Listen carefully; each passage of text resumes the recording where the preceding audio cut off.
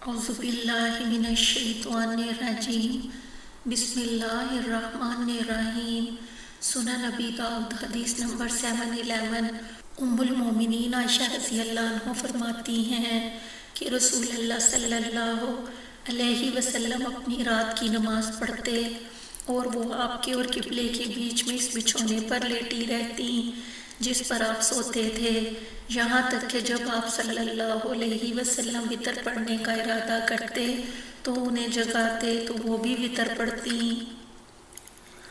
سنن ابی داؤد حدیث نمبر 712۔ ام المومنین عائشہ رضی اللہ عنہ فرماتی ہیں کہ تم لوگوں نے بہت برا کیا کہ ہم عورتوں کو گدھے اور کتے کے برابر ٹھہرا دیا، حالانکہ میں نے رسول اللہ صلی اللہ علیہ وسلم کو دیکھا ہے کہ آپ نماز پڑھتے تھے اور میں آپ کے سامنے عرض میں لیٹی رہتی تھی۔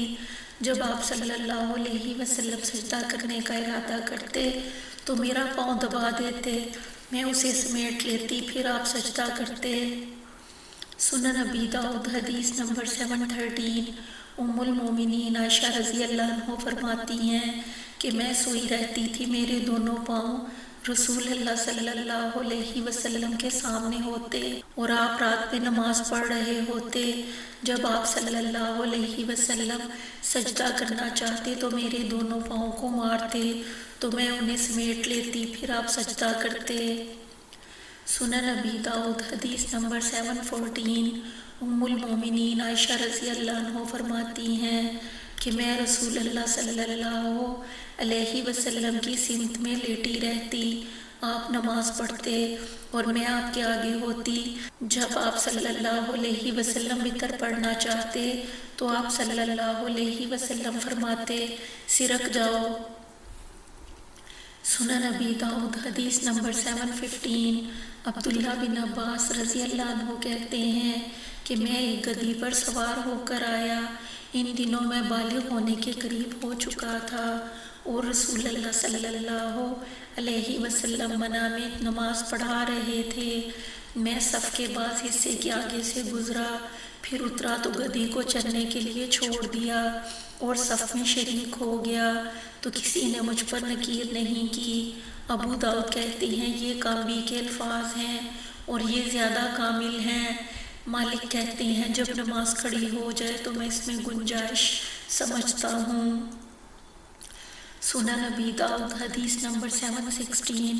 ابو صہبہ کہتے ہیں کہ ہم نے ابن عباس رضی اللہ عنہ کے پاس ان چیزوں کا تذکرہ کیا جو نماز کو توڑ دیتی ہیں تو انہوں نے کہا میں اور بنی عبد المطلب کا ایک لڑکا دونوں ایک گدھے پر سوار ہو کر آئے، رسول اللہ صلی اللہ علیہ وسلم نماز پڑھ رہے تھے، ہم دونوں اترے اور گدھے کو صف کے آگے چھوڑ دیا تو آپ صلی اللہ علیہ وسلم نے کچھ پرواہ نہ کی اور بنی عبد المطلب کی دو لڑکیاں آئیں، وہ آ کر صف کے درمیان داخل ہو گئیں تو آپ نے اس کی بھی کچھ پرواہ نہ کی۔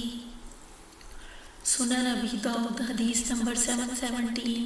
منصور سے یہی حدیث اس سند سے بھی مروی ہے، اس میں یہ ہے کہ ابن عباس رضی اللہ عنہ نے کہا بنی عبد المطلب کی دو لڑکیاں لڑتی ہوئی آئیں تو آپ صلی اللہ علیہ وسلم نے ان دونوں کو پکڑ لیا۔ عثمان کی روایت میں یہ بھی ہے کہ آپ صلی اللہ علیہ وسلم نے پکڑ کر دونوں کو جدا کر دیا، اور داؤد بن مخراق کہتے ہیں کہ آپ صلی اللہ علیہ وسلم نے ایک کو دوسرے سے جدا کر دیا اور اس کی کچھ پرواہ نہ کی۔ سنن ابی داؤد حدیث نمبر 718۔ فضل بن عباس رضی اللہ عنہ کہتے ہیں کہ ہم ایک صحرا میں تھے کہ رسول اللہ صلی اللہ علیہ وسلم ہمارے پاس تشریف لائے، آپ کے ساتھ عباس رضی اللہ عنہ بھی تھے۔